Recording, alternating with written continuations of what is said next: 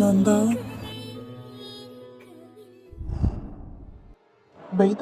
Anti, ഈ രുദ്രാപുരി തറവാട് എങ്ങനെയാണ് നശിച്ചത്?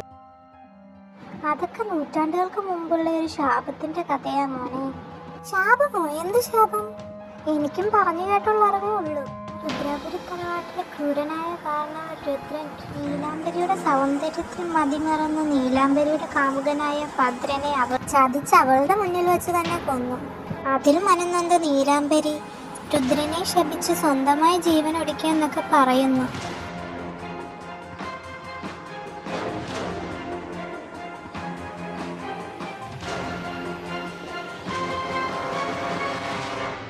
ആരായി ഭദ്രനും നീലാംബരിയും ഒക്കെ? ഇതാണ് നീലാംബരി. ഇത് നന്ദിനിയെ പോലെ ഉണ്ടല്ലോ കാണാൻ. ആനന്ദ, ഇതേ നിന്നെ കൂട്ട്. ഇതാണ് രുദ്രൻ. എന്താ അപ്പൊ നീലാംബരിയുടെ മരണത്തിന് കാരണമായ ഈ കഥയിലെ യഥാർത്ഥ വില്ലൻ ഞാനാണോ?